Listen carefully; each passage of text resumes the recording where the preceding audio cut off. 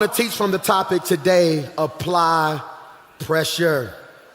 Put this in your notes if you don't mind. Applying pressure, take really good notes. Applying pressure is a colloquial phrase that means to put your best effort, attention, and devotion into a plan, place, or person.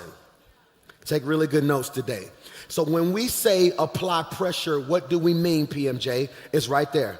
Applying pressure is a colloquial phrase that means to put forth your best effort, your best attention, and your best devotion into a plan, place, or person. I could have did the benediction right there. Because 3 of y'all know what it's like to put your best effort, or 3 of you know what it's like to put maximum effort into minimal people. To put maximum attention into minimal situations. I'm gonna say this and maybe you can post it if you want. I am done majoring in the minors and minoring in the majors. If it's gonna get my attention this year, it gotta be about something. That's for 3 of y'all who people keep saying, I told you what was going on with me. You didn't even act concerned. I wasn't acting. I wasn't. Because I've discovered this is your cycle. You like being needy. You like being the center of attention. This year right here, I am applying pressure. When you hear the phrase apply pressure, most times it equates to a romantic situation. All my ladies feel this. You say stuff like, if he really want me, then he need to what? Apply some pressure. Now, based off of who you are, that means 1 or 2 things. Applying pressure for some of you simply means call me, text me, let me know you thinking about me, send me some flowers, take me to Red Lobster, apply some, because if you really want me, apply pressure. What I've discovered is the people who understand their value understand what type of pressure needs to be applied. And I came today to treat you how you've been treating people, with the message from my supervisor to tell you all this screaming, praising, and praying you're doing, but you going home and ain't doing nothing. God said, if you really want it, apply some pressure. If you really believe in God, this gonna be your strongest year yet, apply some pressure. Applying pressure, put this in your notes, can also mean to overcome obstacles and excel at a task through brute willpower.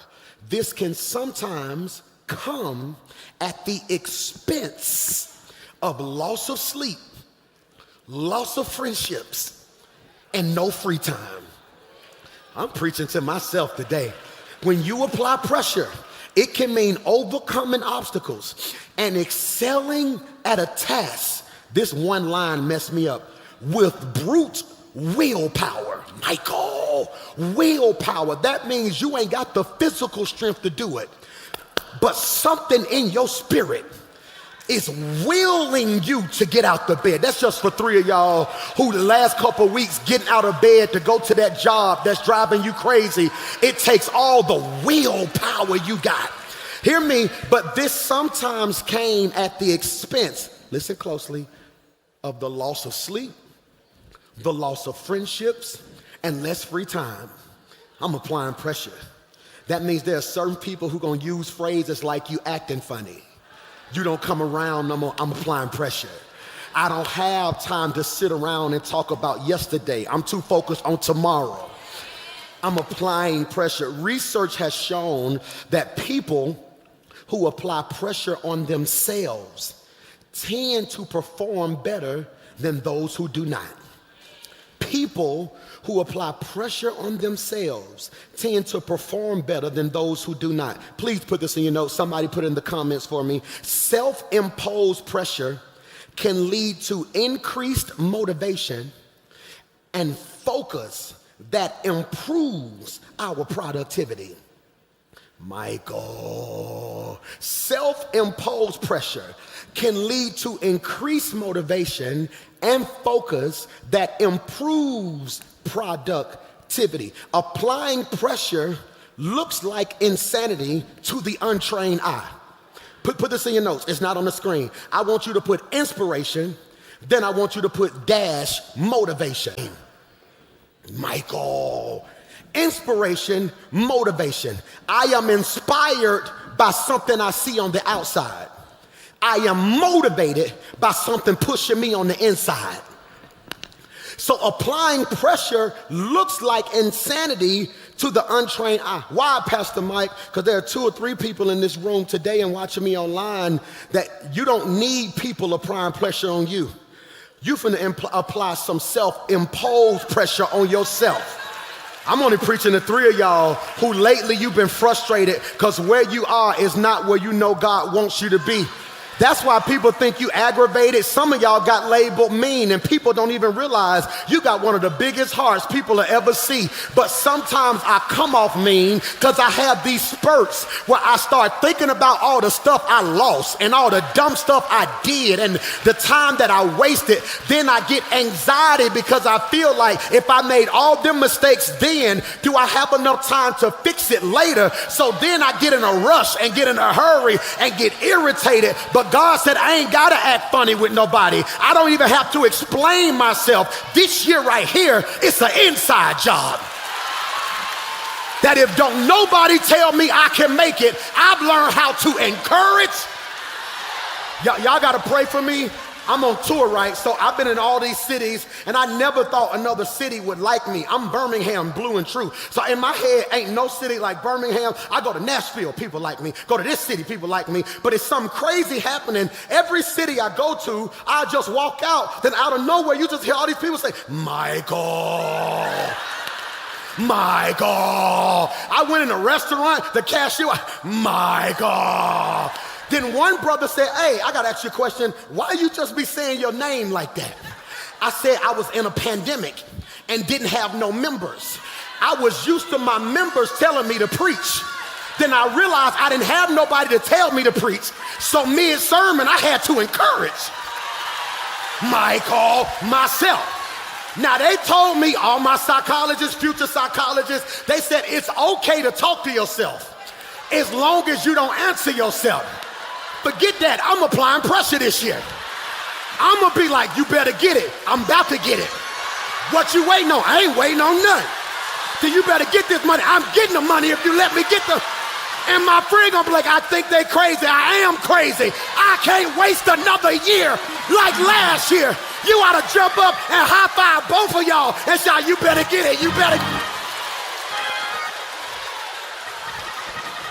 Look at your neighbor, say, neighbor, I don't even need a praise partner. I'm crazy enough to praise God all by myself.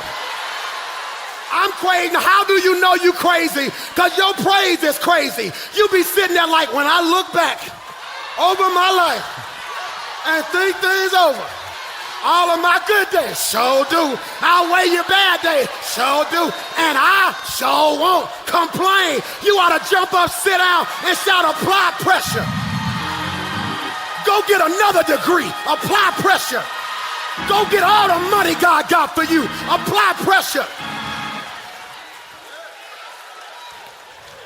Yeah, apply pressure. Pressure, am I doing all right? Pressure can burst a pipe, or pressure can make a dime. Boy, you better help me preach that thing, boy. And this is why people can't figure you out. Because if they was under the same amount of pressure you were under, they would have been exploded. That's why you walk different than everybody else around you. It's not because you arrogant. Baby, I had enough pressure on me that should have broke me, but God made me a... Hear me? Pressure, self-imposed pressure. Can you put that in your notes? Self-imposed pressure. Self-imposed pressure is different from peer pressure. It leads to increased motivation, focus, here it is, that improves, productivity. Okay, I'm gonna say this. I don't know who's gonna receive this. Y'all might not even have church in here. It's cool. Y'all should have never let me go on tour. I got a whole virtual church that like me now. I don't even got to preach to y'all no more. I mean, my virtual church. This for us, forget all them, okay? I speak by faith that this is going to be the strongest productive year of your life. It ain't because I'm worried about if I'm a fail. See, watch this. I am done. God has delivered me from the fear of failure because of what people who failing gonna think about me. Why you up at night stressing because you don't want to look bad in front of people who ain't doing nothing? Watch this. For all my LeBron haters who always say LeBron ain't one of the GOATs, let me free you real quickly. LeBron ain't the GOAT because he went to the finals and he lost. It's people hating on him because he lost at a high level who can't even get to the level he at. I'm preaching to y'all. This ain't about your haters. This ain't about your enemies. This ain't about your ugly cousin. This ain't about your mean family members. I owe myself a whole nother level of effort. 2024 is personal. Am I preaching to anybody in here? This year is personal. I owe myself another level of focus. How much more could I have done if I was locked in? How much more could I succeed if I did what I was supposed to do? I don't need a whole lot of people. I just need one person who will be in my ear, who'll be like, you said you was gonna get it. See, you got too many friends. That's your problem right there. Who pacifying you when you don't accomplish what God said you was gonna do. I just need one friend who gonna hold me accountable. I need one friend that when we get to Applebee's today, and I'm like, well, I want the sampler. Yeah, I want the I want the salad. I want the salad. Yes, because remember, you know we going to the beach in July. And if we gonna go to the beach, go on lock in. Because I ain't finna go to the beach, then hear you for 3 days talking about something, well, I can't wait, no, what you gonna do? I need somebody who gonna say, now you said you weren't going back to them. You said it was over. You said it was over. You forgot your location was on. Where you at? Where you at? Where you at? You left your location on. I need one friend who gonna pull up outside. Come outside. No, no, no. That ain't nothing but a cycle. You doing too much. You ain't doing enough. Somebody shout pressure. But it's critical. My challenge, my pastoral challenge to my church, and when I say my church, I don't say that possessively, I say that protectively. My pastoral challenge to you this year is to shift you from handling pressure to applying pressure. It's critical, ain't it? Handling pressure to applying pressure. Wow. And in Mark chapter 10, I see the story of Bartimaeus. You missed it?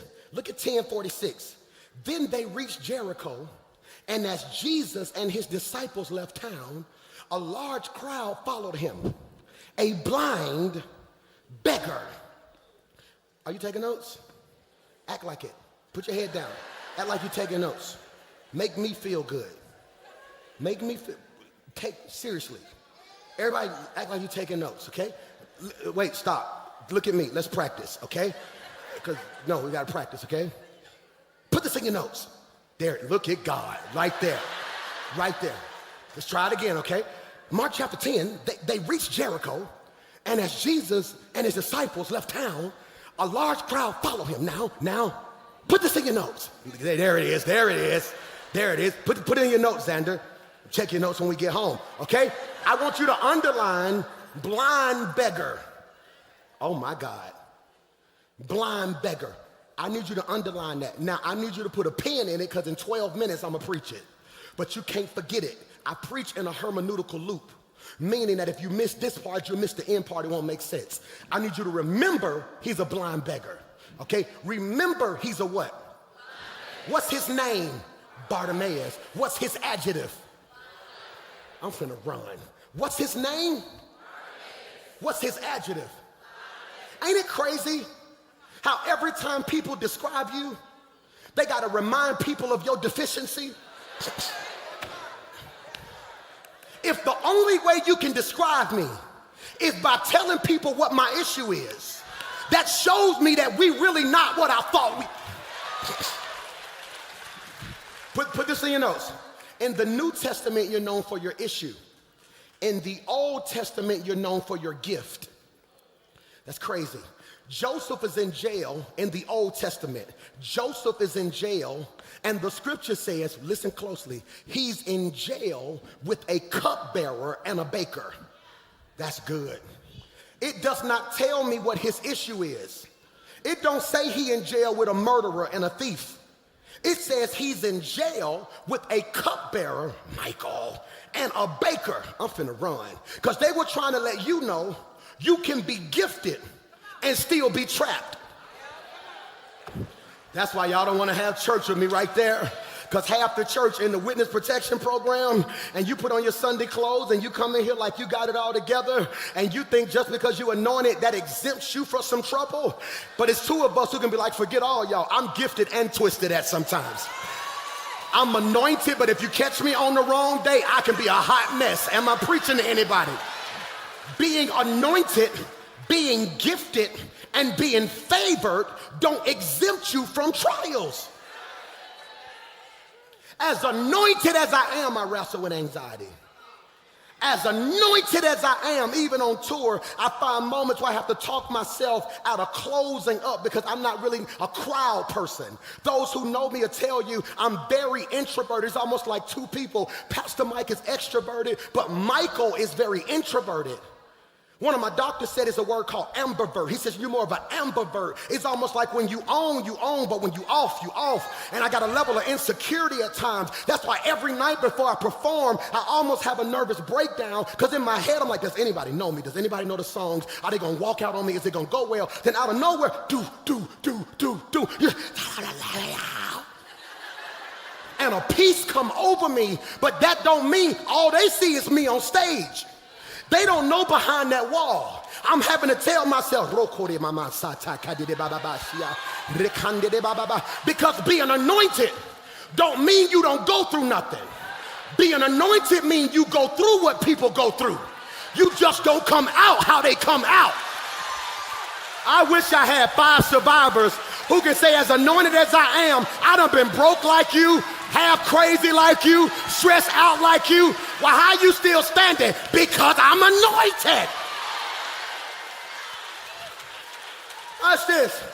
They reach Jericho, and Jesus and his disciples left town. Watch this. But a large crowd followed them.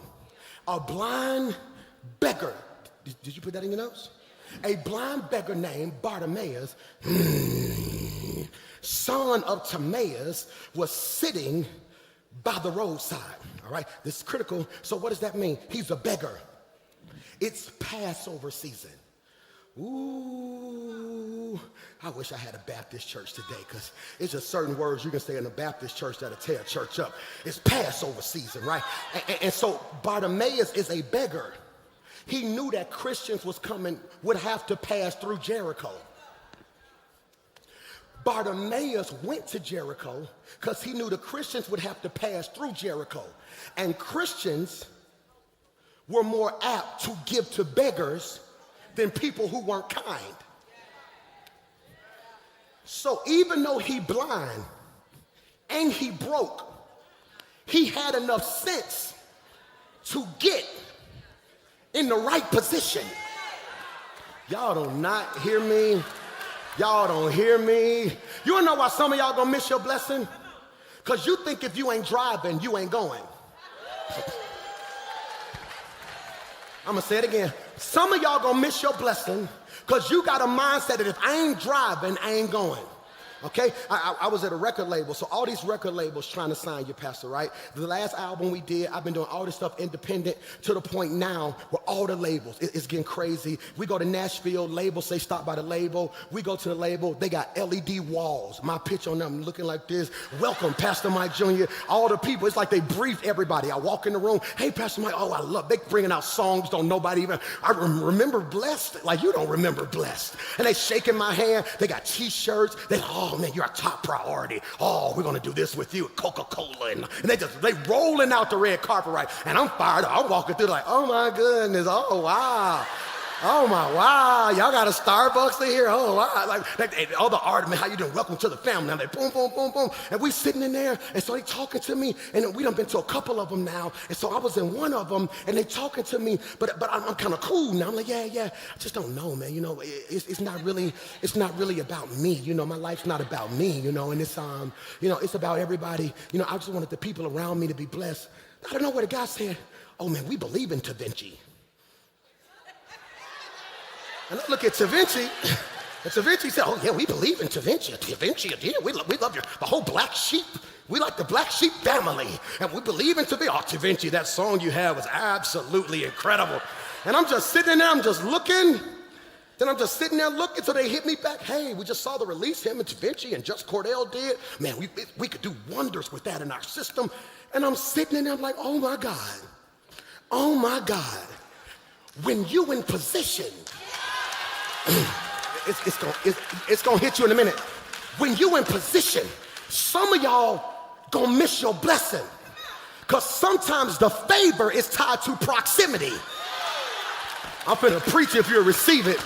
I'm finna preach if you receive it. When we get to Orlando in the tour, Terrell said, if you got some time, we can go to Disney World. They're gonna show you around and do everything. I said, man, I can't afford that on this trip. This is a business trip. He said, no, I know the person up there. They told me that if you wanna come, they're just gonna do X, Y, Z, X, Y, Z. See, that wasn't my favor. That was his favor. Because in a real relationship, proximity means there's gonna be times when I open the door.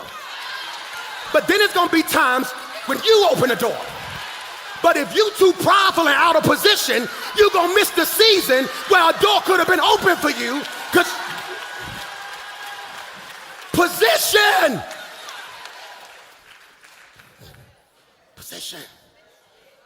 All my athletes, I can tell if I'm gonna beat you off the line off your position. If I walk up on you and your hand's down here, because that's what everybody do on Instagram, I know you jammed, because your first move gonna have to be here. Which means if I walk up on you and your hand's here, you out of position. First thing I can do is boom. Which means no, first thing, I gotta be my position. My posture matters. Did you catch what I just said? You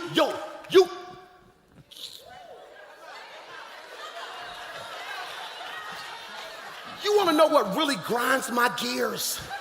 What really grinds my gears is that you still keep missing and falling for the same trick. God be blessing you in position. He sends a distraction, the devil. You get out of position to go tell somebody about themselves. Don't realize the devil knew he couldn't stop you. He just needed to pull you. I ain't got but 20 minutes. Listen to me. I don't care what's going on in your family. Don't get out of position. Yeah. It's something God finna do through you for your whole bloodline. You felt that. You can't get out of position. We were in one city, and the way the church was set up, every time we walked out our dressing room, the door would lock. I would go take a picture, come back, boom, we locked out. Stand in the hallway the whole time, waiting on the janitor guy to come back and open the door. Finally, we got smart. You got to be from Ansley, West End, or the East Side to catch this. We said, no, we're not going to keep waiting on him. Just put something in position. If you put something in position, the door can't lock. You think God blessed you for you to get through the door and leave everybody else behind you? People would treat you better if they knew God blessed you so you could stay in position, so it wouldn't lock up for nobody else. I'm not preaching to everybody. Only 3 door stoppers who can be like, nah, I'm staying in position so everything connected to me can be what God.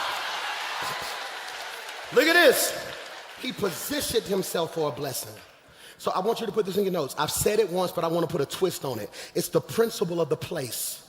Now listen to me when I say this. My well-being and welfare is not just determined by who I am, but equally impacted by where I am. It's the principle of the place. My well-being and my welfare is not just determined by who I am. It is equally impacted by where I am. You get two kids, place them in two different environments. They will become two different people based off of the environment. That's why I work as hard as I do. That's why I partner with our mayor to make sure we provide scholarships for every school, for student we can in the inner school system, Birmingham school system, because it makes no sense. Because my boys go to a Hoover school system, because of where they're positioned, they get more opportunities. People would treat you better if they knew you had to grow. Say that better. People would treat you better if they knew you were a rose that grew out of concrete. I'm talking if you receive that. Mama, do you feel what I'm saying?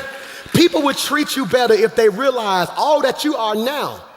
You don't have a clue what I could have been if I didn't have to fight through my environment. I'm preaching to some of y'all. Hear me when I say this. Who you are is enhanced or damaged by the place. You catch that? You catch that?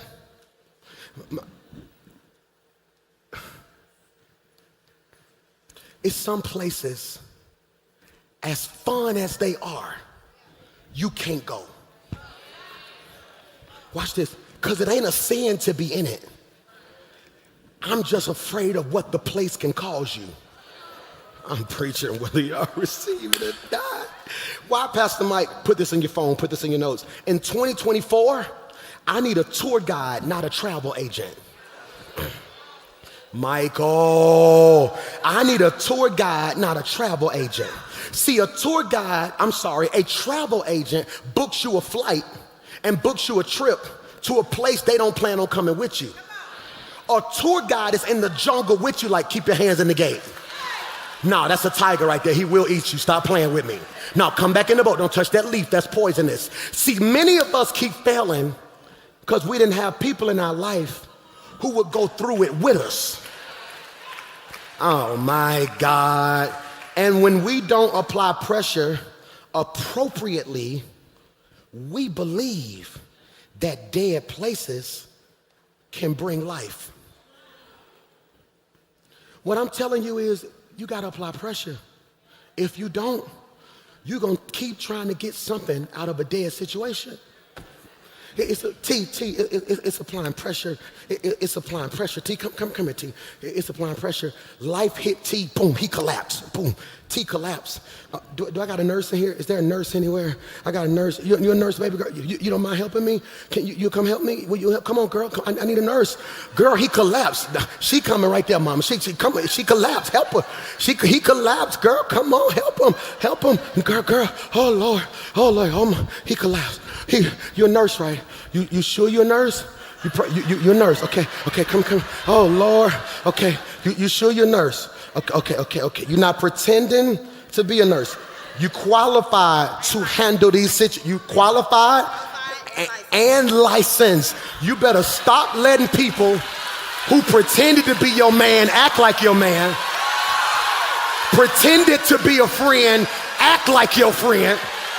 I don't need just anybody. The question I'm asking this year is, are you qualified and you're licensed? Do you know? So, okay, he collapsed. I gotta apply CPR. Wait. Okay, so wait, what I need to do? Okay. We gotta make sure that we don't press too hard up here. We don't want to crush. I don't want to press too hard where? Not up here, because we don't want to crush up here. So we gotta get right here and not. So I have to apply pressure to the right area.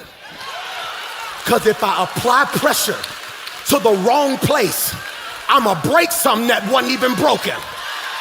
That's why some of y'all frustrated, because you got people applying pressure to areas of your life that weren't even broken in the first place. If you don't do nothing else for me this year, if you gonna help me in this. I got that. Look at your neighbor and shout, apply pressure.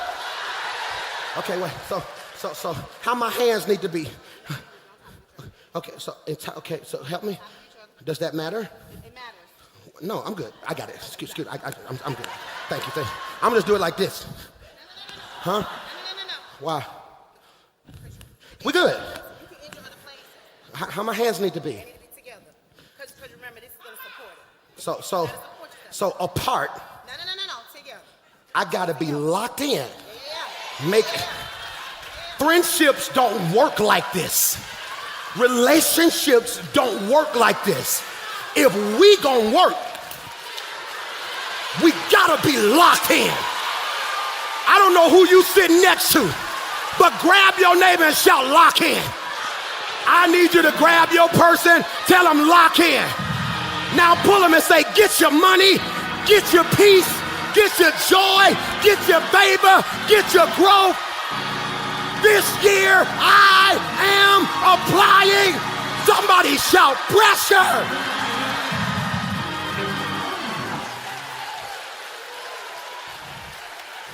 Lock in. Let me free you. All my couples, y'all gonna have to have a hard conversation today. What we doing? Because I can't be locked and you ain't locked. If I'm saying I'm saving money and you spending money, eventually you gonna run out. Then I'm gonna have to take what I was saving to fix yours. But if I say no, then you're gonna treat me like I'm not worth nothing. So let's go ahead and have a conversation right now. Are we in? Oh my God, are we locked in? Look at your neighbor and tell him, neighbor, I'm trying to be churchy, but I'm just a little bit too ratchet. So tell him from Ratchet chapter 2 verse 3, if I'm locked in, ain't no switching up. I'm sorry. Pray for me. I'm sorry. I wish I had 1,000 people in the church and 1,000 people online who would just jump up, shout, type, pressure. Oh, I gotta get out of here. All right, so apply pressure to the right place. Right place, right? Because I don't want to break his ribs. Okay, show me. I got a question. Last service, the girl told me to do this. You can do this. It's 2 methods. But make sure you work together. It is 2 methods, which means 2 strategies. One season you may be here. One season you may be, whether you here or here, both of them require you being. Am I preaching? Am I preaching? Act like it then. Rock City ain't got no love for Pastor Mike. Rock City ain't got no love for Pastor Mike. Let it be known then. Look, so you gotta be. I felt like death row for a quick second. So, okay, you ready? Yeah. You tell me if I'm wrong. Okay. What? You gotta get down. No. What? I can do it from right here. No, you gotta come down. In order to properly apply pressure, I can't be afraid. Father, I stretch my hand. See, how you gonna apply pressure but you afraid to get in God's presence? I'm so tired of begging Christians who ain't got a prayer life, ain't got a worship life. If you want it, apply. Okay. Where I need to be? Right here? Right here? In between his lungs? You cannot push on his sternum. Sternum, okay. His sternum, but you need to come Right here. How many? You gonna sing.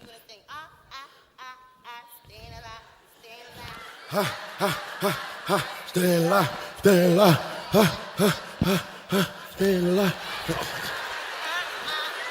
Did you catch that? Don't think everything you do is a party. No, because while you kicking it, he on the verge of losing it. That's why certain people gonna respect you later, because they gonna realize I couldn't kick it with you now because I was trying to kick something. If you let me make it, I'll be able to come back. I'm getting tired. Yes, I need to tap in. You gonna tap in for me? Okay, so what I need to do, keep going. You can swing when we switch. Ready? Ready? One. Good, there you go. Okay, woo. I carried us the first 6 months. You hold it down the next 6 months. Okay, all right, I'm ready, boom. I paid the bills this month, boom. You get the bills next month. See, you got too many parasites in your life who all they do is take. Look at your neighbor and tell them you ain't got to shout right here. I brought enough praise for everybody in my section, because when I apply pressure, dead stuff gotta get back up again. I'm giving you 30 seconds. I need you to shout like your money coming back, like your peace coming back, like your joy coming back, like your fire coming back. Slap your neighbor high five and shout, it's coming back.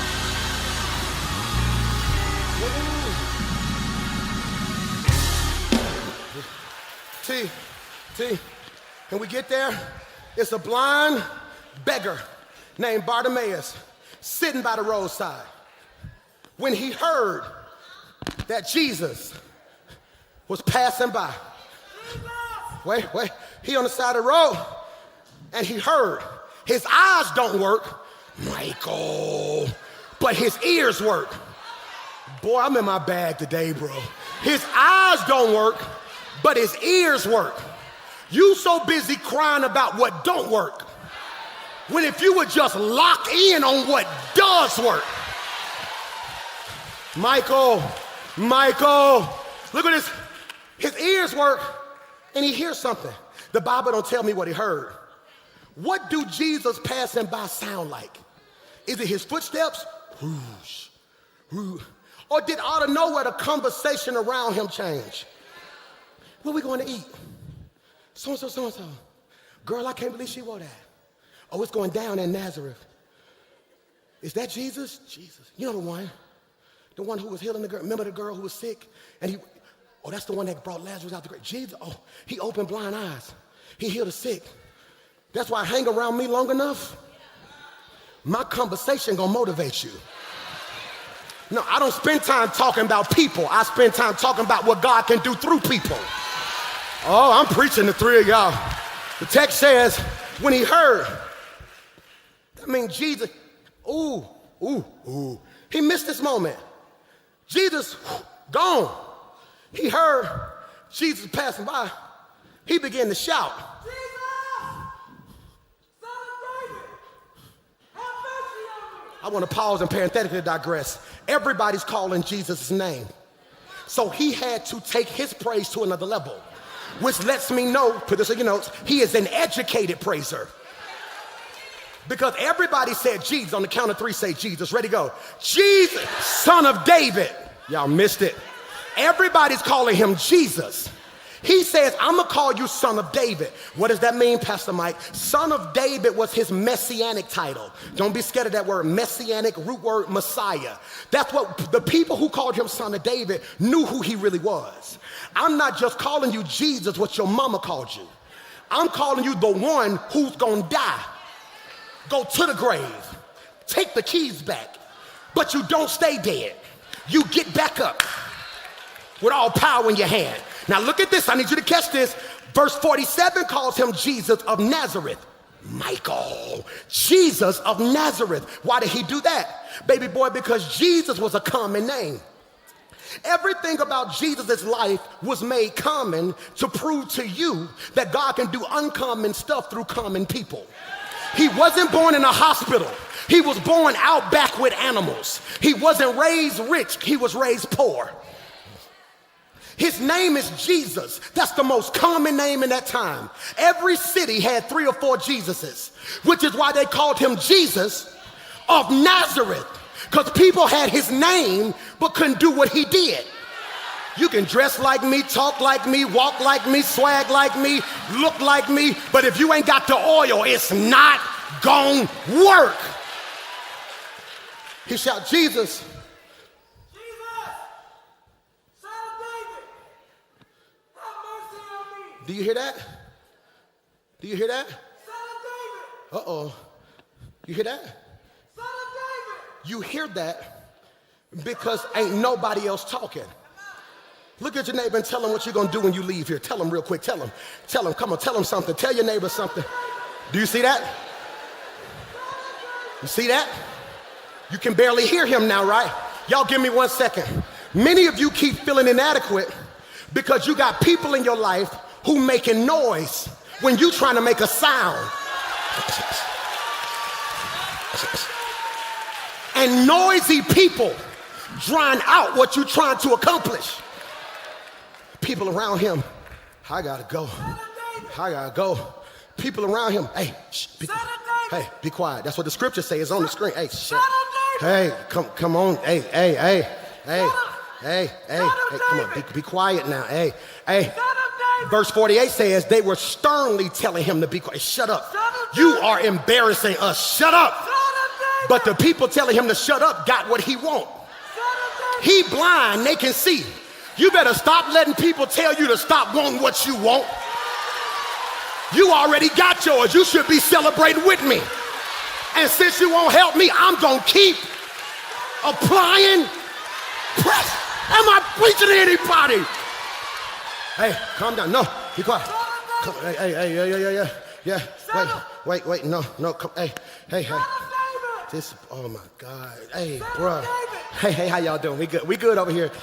We rather act like we got it together than admit we don't have it together.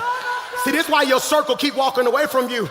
But you would overflow. Y'all better overflow. Y'all better listen to me. See, because I'm the type of person who ain't gonna do this. Be quiet. I'm the type of person. Oh, that's what we doing? Son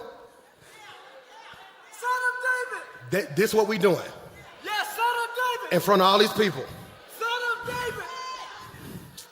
Son of David! Son of David! Son of David! If you look crazy, I look crazy. If you want it, I want it for you. If you trying to get it, I'ma help you get it. I wish I had somebody who would just shout, everybody around me winning, Son of David. That's why, Mike, that's why you gotta be careful. It's 2 types of people in your life. If a fight break out, they gonna ask what happened. I'm not a what happened type person. We'll figure out what happened when we get in the car. If you swing, I swing. I'm the type of friend that'll punch your mama and be like, I thought it was serious, I'm sorry. Look at your neighbor and say, don't mess around and praise around me. Because if I see you holler, I might just holler. If I see you shout, I might just shout. Let everything. I gotta get out of here. I've been shut up. Son of David. He says, have mercy, Jesus. I gotta go. Just have mercy. He don't ask for grace. He asked for mercy. He said, I know I ain't worth nothing. Grace and mercy ain't the same thing. Mercy means I'm guilty of whatever they said. I did it. I'm wrong. But if you love me enough, just help me this time. I wish I had 7 folk who can put your pride aside and just shout mercy. That God, I'm guilty of whatever they said. Forget that, but I shout mercy. And Jesus says, he says, verse 49, he looks at him and he's like, right? When Jesus heard, he stopped. He shouts what? Son of David, have mercy on me. He stops. Nowhere in the scripture does Jesus turn around. There are other stories that say, and Jesus turned to the woman and said, Jesus walking. He heard it. looks at his crew and says, tell him, come here. You know how boss you gotta be to have somebody yelling at you over here, but you never address the person who need it. You address the people on your squad. Some of y'all mad at God because you prayed, but then God didn't answer your prayer because you think he's not gonna answer it because he ain't talked to you. Sometimes God ain't got time to talk to you. He's talking to the person who's gonna make it happen for you.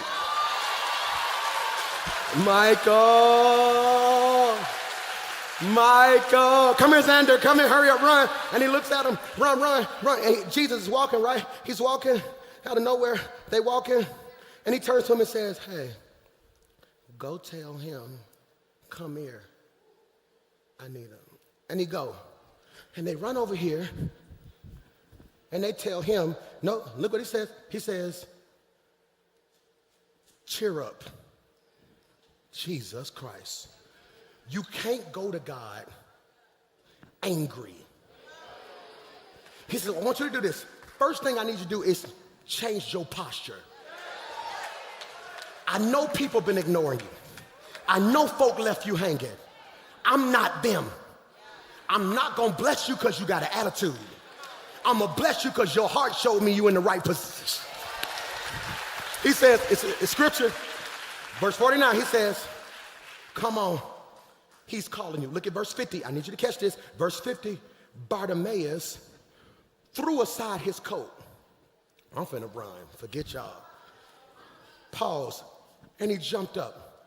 Go back down. Why did he throw his coat off? Because beggars had to wear sort of like a beggar's garment.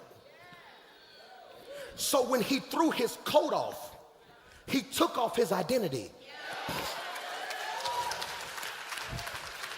I'm not coming to you as a beggar. I'm coming to you as I am. When I pray, I don't say, Lord, it's me, Pastor Mike Jr. You think he cared about my title? I don't go to God as a pastor. That's a coat. I go to him as Mike and say, God, it's me. Oh my goodness.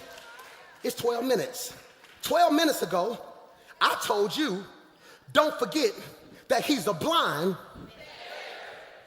which made sense now that you see how he wouldn't stop. Because God will use what people labeled you as to train you for the season when God get ready to come. Michael! Look what he says. He threw aside his coat. He jumped up and he came to Jesus.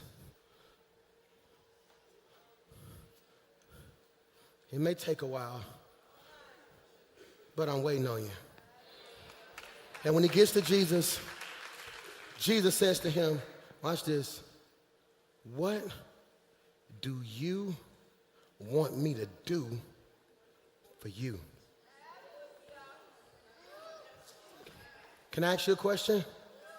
If Jesus asked you right now, what do you want him to do?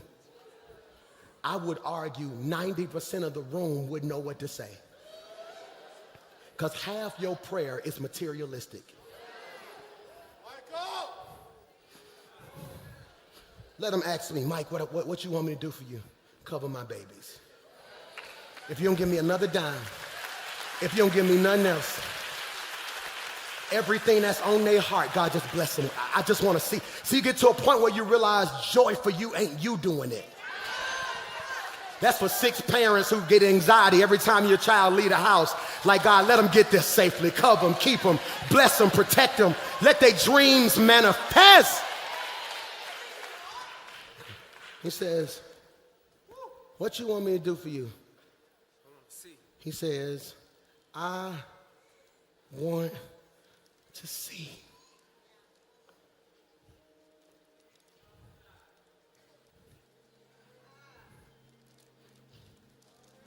He a beggar. All this time he been asking folks for money, for food. But when he get in the right presence, Watch this. If you open my eyes, I can get my own money. Hey, boy, if you open my eyes, I get my own money. I can get my own food. That's why some of you get a bad rep. I hate when people say something like, they always begging. You know how much pride I had to let go to ask you for something? No, he says, and Jesus says to him, thank you, X. He says to him, he says, go, for your faith, listen to me, has healed you. Instantly, the man could see. It's critical. It's critical. It's critical. So I'm going to show you something. He's blind. I'm going to show you something. You ready for this? The last brother who was blind, he put mud on his eyes. Jesus don't touch him. Because every miracle ain't identical. The way he do it for you ain't going to necessarily be the way he... God don't specialize in cookie cutter breakthroughs. Look what he says. He said, tell me what you want. You want to see. Go.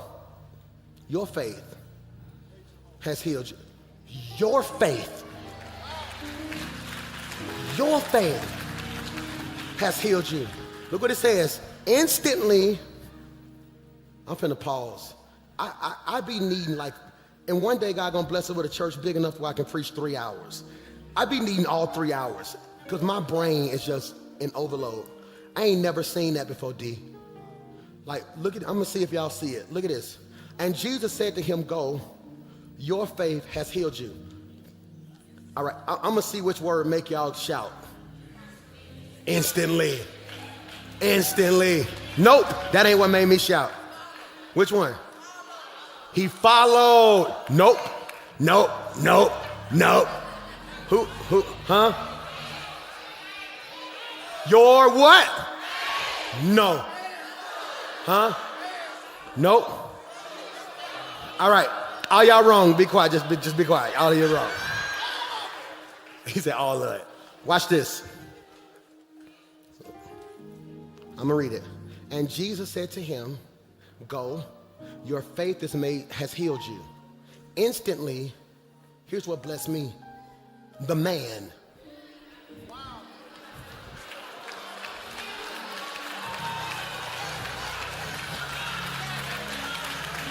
Because when we met him, they didn't call him no man. They call him, that's blind, begging Bartimaeus. But deliverance makes people see you for who you really. I am not what I did. I am not who I used to be. Instantly, the man could see. And he, watch this, Jesus tells him, man, you can go. But he's like, nah, wherever you go,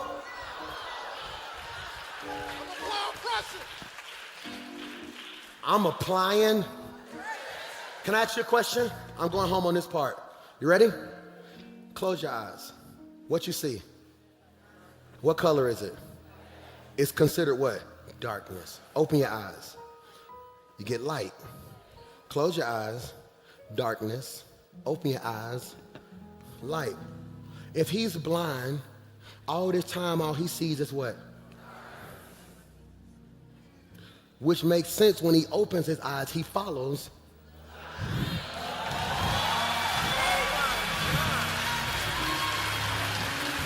He like, nah, now that my eyes are open, this ain't nothing but darkness anyway. I just want to see the light. Every person stand to your feet with me. In overflow, stand to your feet with me, don't leave. Even if you're watching at home, stand up in your den. I mean this, it means a lot to me. Take somebody by the hand, everybody holding somebody's hand. I'm applying pressure today. You may be here and you don't know Jesus. And I mean this from the bottom of my heart. Falling in love with Jesus is the best thing I ever did. I mean that. Best thing I ever did.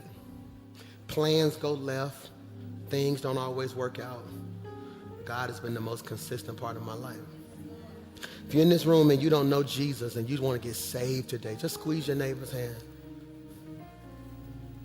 Maybe you're in this room and you saved, but you slipping. Maybe you're in overflow, you saved, but you slipping. Watching online, you saved, but you slipping. Before the pandemic, I got baptized in front of my whole church in Forestdale because I wanted to show my church just because I'm the pastor don't mean sometimes I don't need another dip. Let me free you. A hoopty and a Bentley both need oil changes. Which means it's possible to be saved and your transmission slip. Sometimes life be life, man. If you in this room, online, in overflowing, Pastor Mike, I'm saved, but I've been slipping. Just squeeze your neighbor's hand. Just comment, hands up in the comments. We want to pray with you. Father, you had somebody squeeze your hand, just lift it high. I pray for every hand lifted. I speak by faith, God, that you will give them a fresh start and a new beginning. God, like the psalmist said, create in us a clean heart. God, now that I'm 40, that just means so much more to me because he didn't ask for a new heart. He said, just clean the one I got. Creating me a clean heart and renewing me a steadfast spirit. God, I come against distractions. I come against hurt. I come against anxiety. I come against pain. I come against this pressure that some of us can't even quantify that makes us feel like we running behind schedule. You know, it's this pressure that makes us feel like we got to get it, we got to get it, we got to get it. We are on pace, God. God, I thank you right now that you're giving us what eyes have not seen and ears have not heard.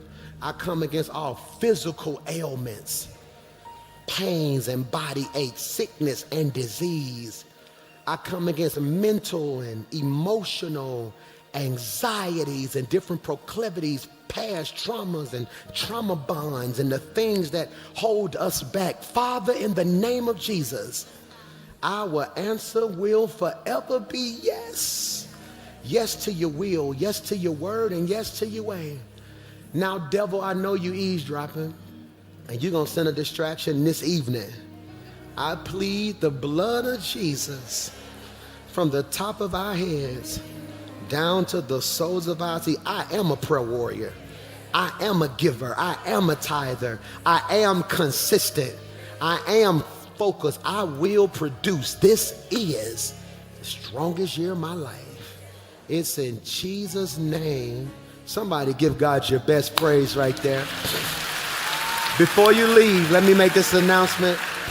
If you're watching online, watching in the room, watching in overflow, I told you guys, your pastor crazy. Who can look at me and just tell he a little crazy? Anybody? Who want to invite me to the barbecue tomorrow? Because you know it'll be fun. Anybody? Hear me. Your pastor pulled a crazy move.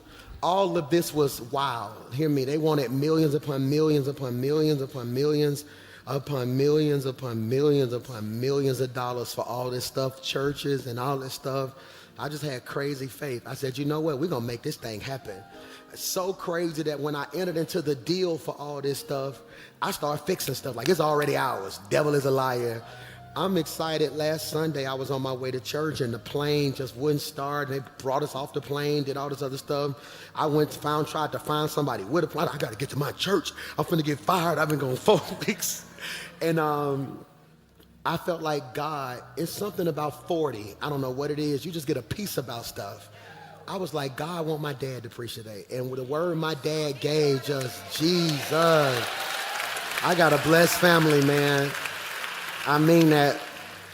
Monday when we get to Birmingham, I'm tired. And those who know me know I kind of got certain physical conditions where after a while my body almost stop moving, like bones, and I can barely move. And I was hurting. Tiffany called me. She said, "You busy?" I was like, "I'm tired, not today." She said, "Oh, I thought your hand would work at least." And you know me, I'm a hypochondriac. I was like, "Was it something? Did they not tell me something?"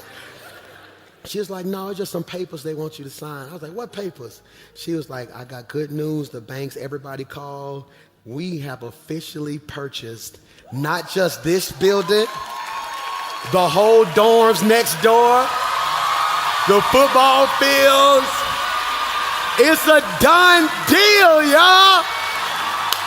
Hey! So let me tell you the vision. You can leave that up right there. So what you see now is close to 100,000 square feet, all that parking lot, all the recreational fields in the back, them hours too. If you look right here, these dorms right here, we closed the deal on those dorms right there.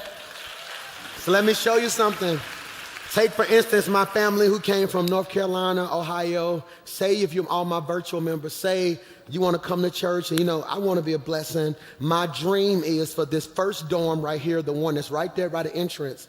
What we want to do with that one is we want to fix it, renovate it. I know it may not be a 5-star hotel, but a strong Holiday Inn type, a strong Comfort Inn.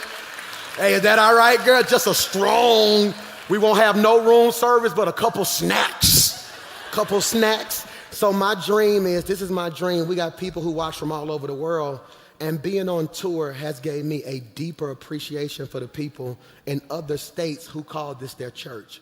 So my dream is, not only did we close the deal on all that, the president of the banks told us, they said, Pastor Mike, you are hands down one of the most responsible leaders we have ever seen. How we manage our finances, how we do certain things. People with a church our size makes a whole lot of money. They saw my payroll, it was like, you all right? I was like, for me, I just always felt like if I honored God, he would do the rest, you know? So hear me when I say this. Not only did we close the deal on all this stuff, watch this, y'all. This is so crazy. They gave us close to $500,000 drawer, so they're gonna give us a construction budget to fix the dorms right there, y'all. So I'm excited about that. Yeah. So I'm excited about that. That second dorm, we're gonna do something called a create house, because I always wanted space for my entrepreneurs to get offices.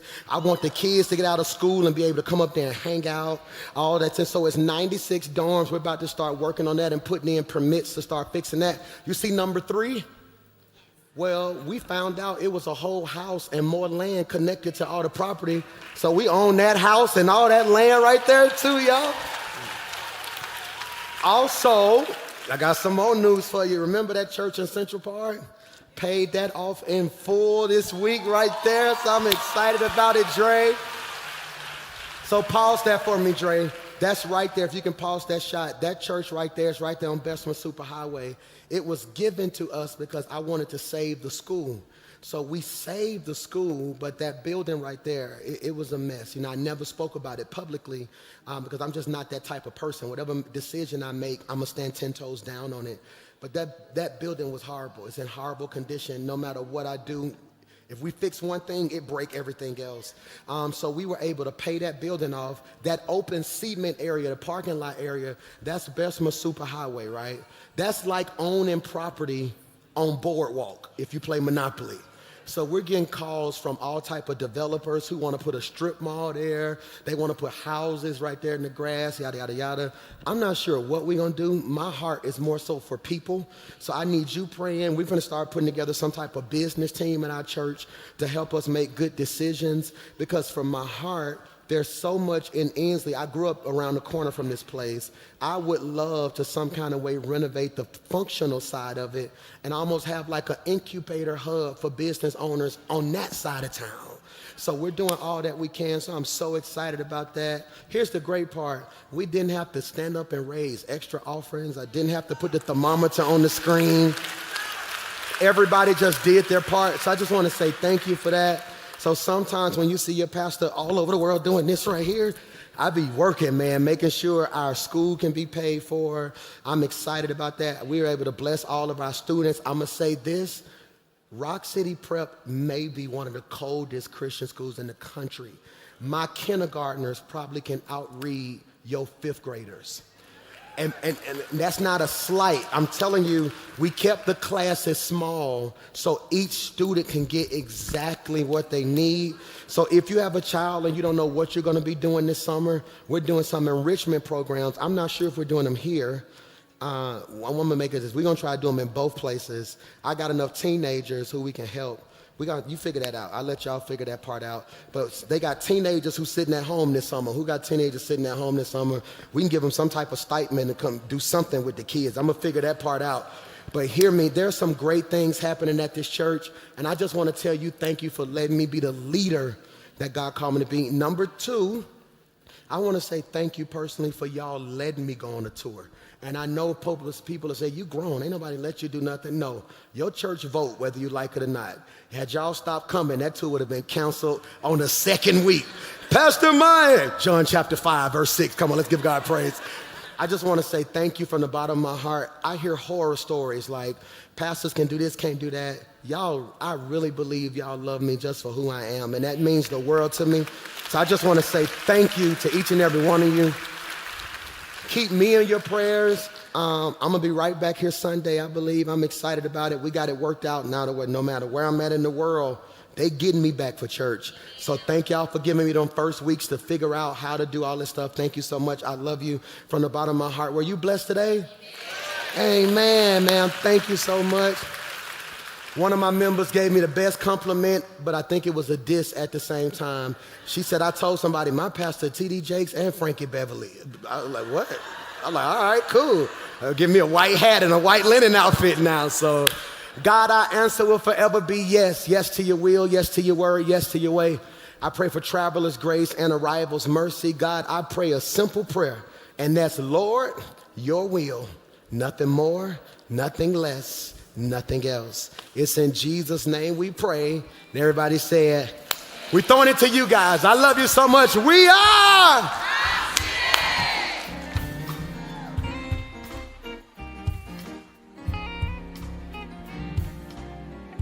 The deal is done. Hallelujah. The deal is done. We're still celebrating.